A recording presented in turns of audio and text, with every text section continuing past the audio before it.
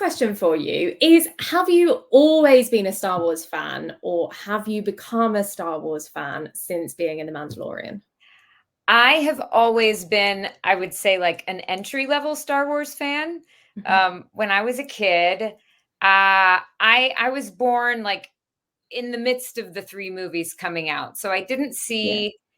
I certainly didn't see the first two in the theater. I wasn't around, but I remember as soon as I laid eyes on an Ewok, I was in love. Princess Leia. I have an older brother. He's 7 years older than me, so he was the one that got to see them first run in the theater, and Mhm. he loved it. And of course, I wanted to do whatever he did.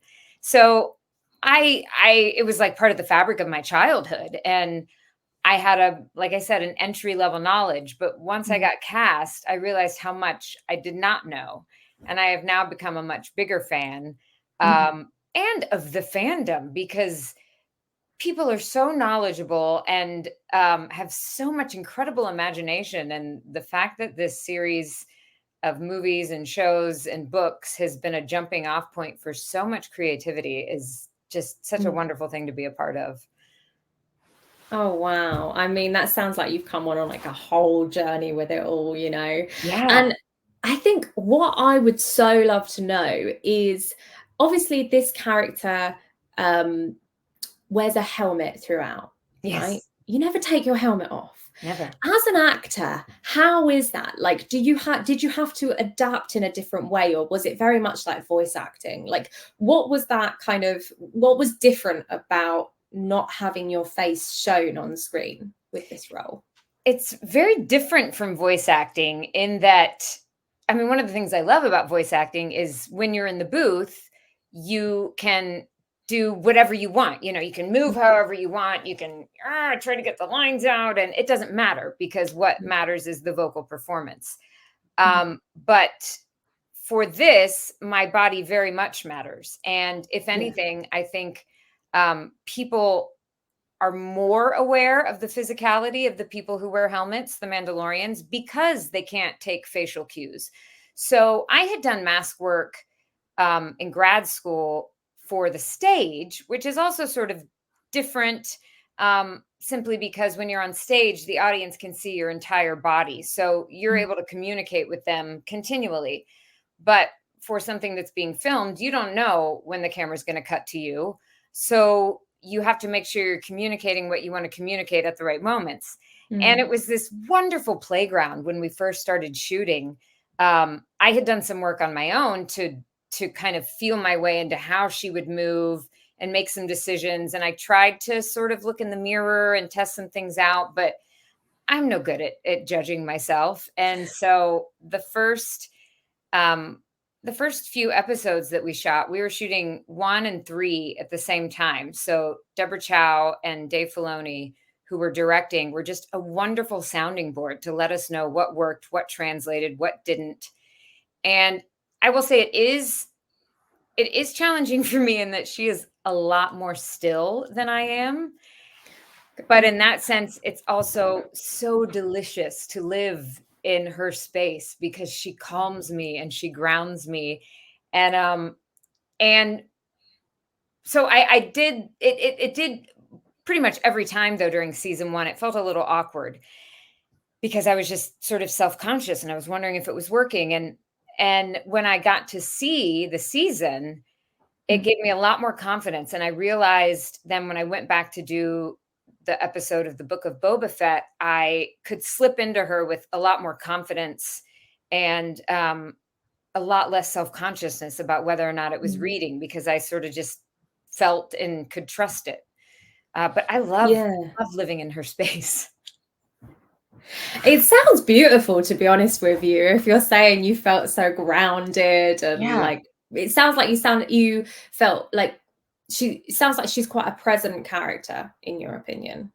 Yes, she's very Yeah. present. She's not rushed at all. I think she has incredible patience. Yeah. Um, and I think she really trusts people, not like she's naive, but she trusts that given the proper challenges, the proper encouragement, the proper push, they will come into themselves. I mean, I think that the way she sort of mentors Din Djarin, there's a lot of tough love at the beginning. She doesn't give him much, but she knows if she gives him these little nudges to go the way he should go instead of the easier, softer way, he will become a better Din Djarin, and he does.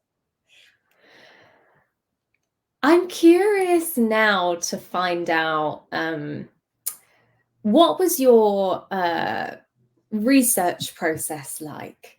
Because obviously this character is so heavily invested in like the Mandalorian lore and like making sure that she's keeping like the spirit of the Mandalorians alive. And I just wonder, like, did you feel like you had to do more research than maybe you normally would for a character?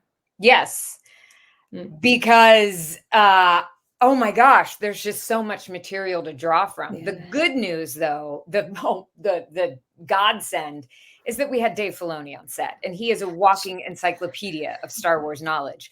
So I, of course, wanted to make sure I had done my due diligence so that I wouldn't ask any dumb questions, and to give me a sense of the culture of the Mandalorians, because I hadn't ever watched any of the animated shows prior to being cast. So I wasn't up on the Clone Wars and Rebels and all that.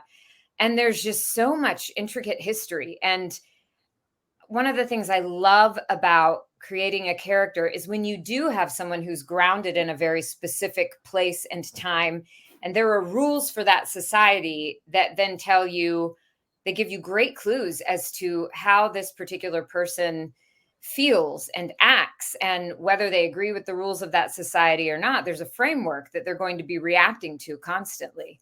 So knowing what the rules of the Mandalorian society were was very helpful. There's still so much mystery that surrounds the character. They haven't really told me where she comes from. I have no idea where she's going. All of these people are, now that it's been announced that there's going to be a movie, they're like, oh, a movie, huh? And I'm like, to me, I don't know. Yeah. I hope that we get to see more of her, but I never know. We all hope that. We all hope that. Thank you. And the other, so where do you thing? Sorry, just one more thing. The other wonderful thing that they gave me to kind of find her space was John said that they'd really gone back to a lot of what George Lucas drew from in the Kurosawa films. And so that was very helpful with her movement, because she is somebody who's a warrior, but has a sort of spiritual presence. So that was a lot of fun to just watch that and let it wash over me. Yeah, definitely. Yeah, it sounds like you really deep dove into all of the realm of Star Wars to really create who she is. Yeah. But it's interesting then you said, I don't know where she came from. Have you created that in your mind just for your backstory, or?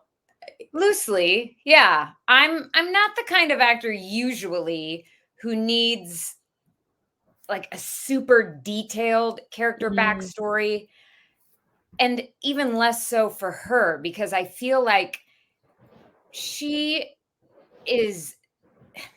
not quite, it's not helpful for me to think of her sometimes as too much of an individual she is an individual and she has personal baggage, but I feel like she represents something greater than any of that. Yeah. And I think that for the most part, she is able to walk through the world with that selflessness and that awareness that no matter where she comes from, no matter what she wants, ultimately what she wants is the greatest good for her people.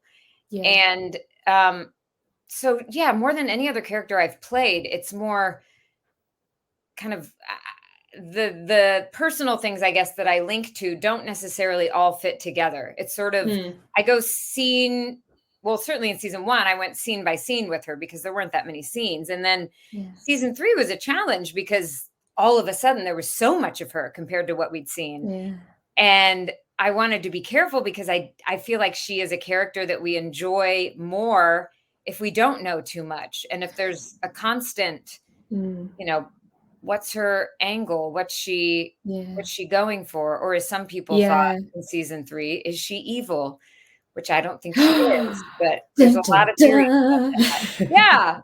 I've not heard that Guys, before. she's so good. No, she's one of the good ones. Exactly. Oh my goodness. So where would you like to? I know you don't know where she's going next, but where would you like her to go next?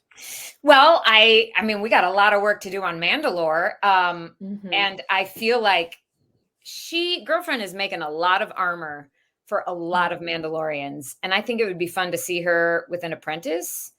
Because also if she had an apprentice, then she could maybe go off and join Din Djarin and Din Grogu on some of their adventures and just pop up different places. Because I mean, she's pretty good in a fight, right? Yeah. You know, I feel like she could be pretty useful out there rather than just in, you know, making the armor. You know, I feel like she should actually use it. Yeah, exactly. Definitely. It is sort of funny that she makes all of this and yet she's pretty basic in her own fighting style. Did you do the fighting? Did you do or did someone? I've done some of it. So season 1, I had no idea that there was going to be a big fight until like 2 weeks before. And then I saw the script and I approached our fight coordinator and I was like, put me in, coach. I want to do it. Like, I'll train for it. I'll whatever. And I'm very athletic and I have some dance background and some like stage combat, but I don't have any, or at that point, I didn't have any training in martial arts. And the fighting style for the armorer is based in Filipino stick fighting. And so Ryan, our fight coordinator, he was like, oh, that's so cute that you want to do that. No, but you're welcome to learn some choreography and, you know, just try to pick some stuff up. And so I did for a couple of weeks. And then they shot that fight with a properly trained martial artist, stunt performer, Lauren Kim, who is phenomenal. But I wasn't there when they shot it. So I didn't see the fight until the episode aired. And I watched it and I was like, oh, okay. I get it. Because I understand that now. Yeah. I was like, you would have seen me trying so hard, but it would not have been as beautiful. So like he had me come in and do like some of the transitions and like striking a pose and, you know, very basic stuff. But because of that, I wanted to make sure I was more prepared if and when I got asked back. And so I have worked with Lauren and I've worked with Diana Inosanto, who is in the second season of Mando, and Ahsoka.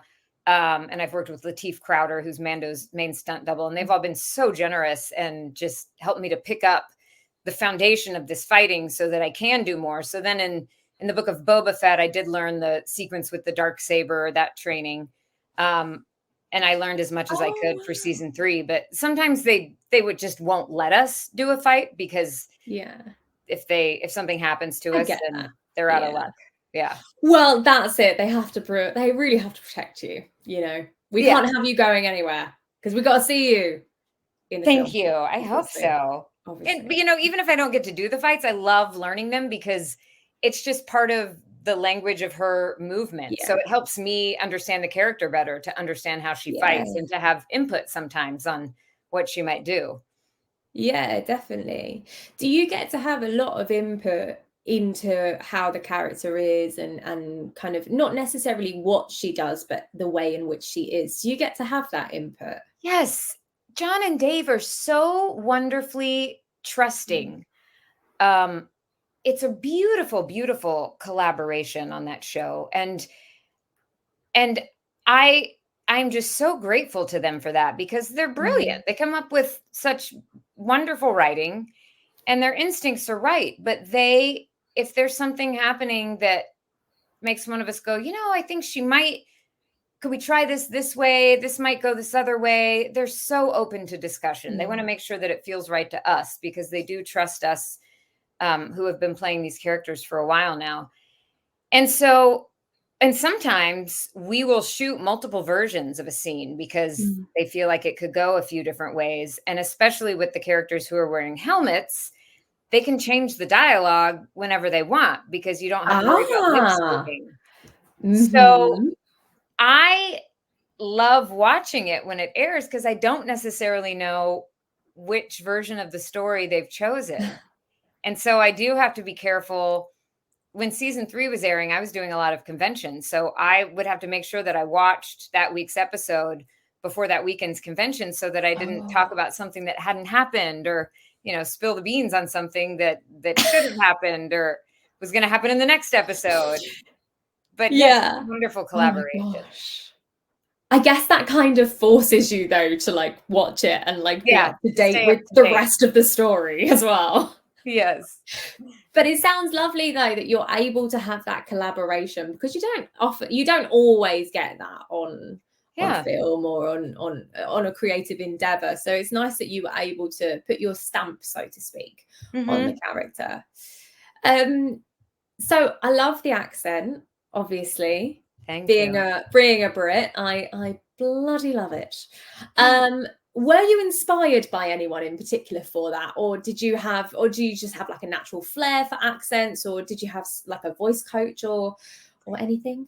I have had to do a number of British dialects for various roles, and everything from very proper to Cockney and some of the regional dialects. But Mm. the reason the Armorer has it is simply because when I went in for the audition, and my audition was so low key, like there was nobody from the show there. It was just the casting associate and myself. And he was taping me and he said, "Look, we've been seeing a lot of Brits for this. Um, and so I think you should do a take with a British dialect if you're able to do one." And so I did. And then even though I am not British, we decided to keep it. John liked it because it sort of sets her apart from Mm. everyone else. And Yeah. I try not to make it, I call it British-ish. I'm not trying to be too specific to any Yeah. area because it is just sort of a Yeah. random thing. Um, No, I think props to you though that you went in and they was like, "Oh, could you do a British accent for I this mean, I'm one?" And you lucky. were like, I do learn accents well, but there's thank not God." too many I can do on the spot. So I'm glad that it was British and not Yeah. like I mean, what Australian. a whopper. Like, Jesus. I would have gone in there and been like, if it was American, I'd been like, I want to hear your "God, American just accent. give me a minute." No. Oh, come I would on. offend you. I would so offend you, I swear. Go on, give That's me a funny. line then. Go on, give me a line. Give me a line. Well, I guess I have to say something American. You do. I can bring you in hot or I can bring you in cold.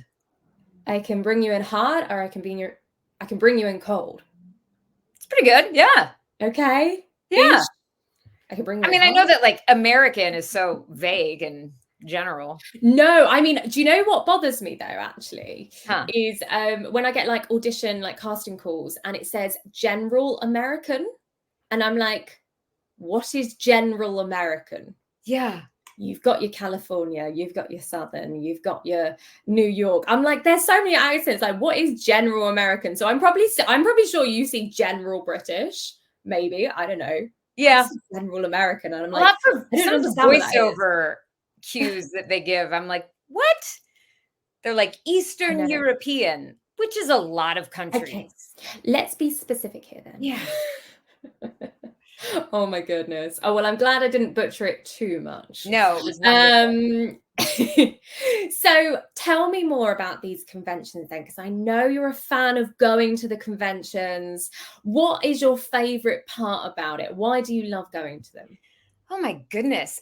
I just love all the people I meet. And that's everyone from the Mm. fans because I'm going to parts of the country that I would otherwise perhaps never get to see. Big cities, small cities, podunk little towns all over the world. Mm. And I just get to meet people in the midst of the fullness of their love for Star Wars or supernatural or whatever it is that they're a fan of. Yeah. And I particularly love it because I miss when I'm not doing theater, I really miss having that audience there. The audience is such an integral part of Yeah. this storytelling that we're doing. And at the conventions, I get to finally meet the audience in real time and talk with them about how, I mean, hearing the stories about how something like Star Wars has impacted generations of people, and especially with this character, seeing the impact that she has on girls and women, it Yeah. is just, I have no words to properly describe it. Mm. And then I also get to meet these wonderful actors and musicians that I maybe haven't had a chance to work with and might never work with on a set, but I get Mm. to talk to them about their work. And I mean, a huge example of that is Giancarlo, who plays Moff Gideon, because we never worked together on the show. We were never on set together. But I have done so many conventions with him now, and I've gotten to know him, and what a phenomenal Mm. person he is, and what a creative person he is. He's constantly Yeah. working on something. So Yeah. just getting the chance to meet all these people and go all over the world, it's a riot. I love it. Oh my gosh, it sounds amazing. I've actually never been to a convention before, Oh, but wow. definitely on my list. Where are you Definitely on based? my What list. city? I'm in Kent, Okay. in UK. Well, I'll be in So I can get, London in May. yeah. You're That's coming to London in May. Mhm. Is that what you just said? Yeah, Oh my for a Comic-Con. goodness. I might have to come then. You I might have to should. just come and see you. See you. That'd be great. I was going to say brilliant then. It's not a word. Oh, I like Great that. It and should be brilliant. Brilliant. brilliant, like great and Brilliant. brilliant. That's the new, exactly. It's a new one. But yeah, no, that would be cool. I saw a video of you surprising people. What's it like when you surprise people when they don't know that it's you that's coming out in the full gear? It's so much fun. Especially the first time I did it. I think that the video that I have probably pinned on my Instagram, I'd never done that before, so nobody had any reason to suspect it. Now they're a little wise to Mm, it. But I have some friends who are in the local 501st in Ohio, mm, where that convention was, and one of them, we became friends at one of the last conventions I did before the pandemic, and we kept in touch. And Brett made me an armorer costume for my dog. And then when I was coming to oh my God. Cleveland for this convention, he said, "You really need to have your own set of armor." And I was like, "Oh, Brett, don't worry about that. Like, that's too much." So he surprised me with it. And then we said, "Well, we have to put it to use." So it was their idea to go. This was before the convention officially opened. So I was the 501st. Usually all the members will dress up in Mm, their kits, and they'll go just like mill around the people who are waiting in line to get into the convention and sort of keep them entertained and help them yeah. stay awake if they've been up too late. And so I was just with a bunch of other people who were dressed up. So everyone assumed I was just another cosplayer. And it was so much fun because, I had that mic in there. And so you could hear my entire inner monologue. Yeah. And there is such a thrill to sort of walking around completely anonymous and then interacting with people who, like, there was this one guy who was decked out in a two-piece suit that had Star Wars emblems all over it. And he was so excited. And I went over to him with Brett, and Brett said something like, are you going to get something from the armorer? You could just get her to sign it here. And he was like, ah, ha, ha, very funny. Cause he just thought I was another cosplayer. So when I took off my Mhm. helmet for that guy, like, that was a great reaction. But then there's also still people who really don't know what I look like. So about half the people in the crowd, they were in shock. And then the other half were kind of going, what? Who is What's she? happening? Yeah. Oh my God. I'd never even thought of that. Yeah, there are some people who watch the show, but wouldn't know what you look like Yeah. underneath it. And then there That was is a crazy. convention more recently where I had it on and I stood in line at Giancarlo's table and I approached him and kind of like gave him my head so he would sign my helmet. And just as Hmm. he was about to sign it, I took it off and it's hard to get a big reaction out of Giancarlo, but he was in shock. And that was Oh, no particularly way. delicious. I bet that was very yeah, very fun to do. Yes. Um so you talk about not you talk about, the character talks about walking the way. Mhm. And I think, just to completely switch from conventions to something a little bit more deep, a little bit more, I feel like, I don't know, maybe I'm off base here, but I feel like this character is quite spiritual. Yes. She's got that kind of philosophical, kind of spiritual way about her. And so I think what I would love to know from you is, what does walking the way really mean to you personally? Well, for me personally in my life, or as the character, or both? As both, either or. Um, what I think is the Mandalorian way is, I think that the image of it that captures it the best is that scene in season 1, the 3rd episode maybe, where Din Djarin, is surrounded by all the bounty hunters because he's decided to go rescue Grogu, who we don't know is Grogu yet. He's just a little green guy. And all of these Mandalorians, including Paz Vizsla, who had been totally anti Din Djarin, they Mm, all come out of the shadows and come together to defend him. Many of them having no idea who he is, having no idea the importance of his mission, but they know that he's a fellow Mandalorian who needs help, and mm, he's trying to protect this child. And so they just step up. So I think for the Mandalorians and for myself, it's a selflessness, and it's a um, willing to think more about what the greater good is rather than what's just good for me. mm. And in my own personal faith, because I am a Christian, and it's kind of funny because this is the way is in the Bible many times. Yeah. And so it's sort of that love thy neighbor. Um, Yeah.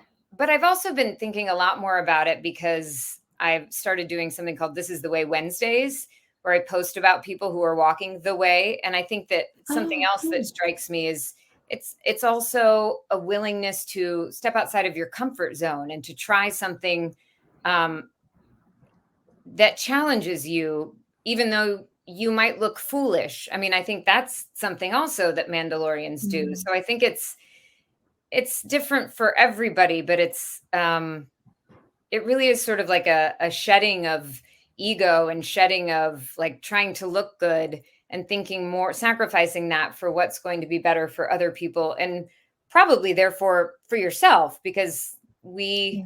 I think we become better versions of ourselves when we are serving other people, not to the extent of, being a rug that people walk all over, but to a degree. Yeah, no, I totally get that. I think it's so important to make sure we're looking outside of ourselves. And I Hmm. feel like so often, like within society, we don't do that enough. And I feel Yeah. like it's a really good reminder to see it on the TV, like to see, in the Mandalorian, it's nice to see that there's that sense of community. And I feel like your character is Yes. at the heart of that, and like continuing to make sure that there is that community, that you are living by the ways in which the Mandalorians should be living, but also having that sense of like, yeah, like you say, looking outside of yourself and serving others Hmm. in a good sense. Yes. So I just think it's a very beautiful character to get to play.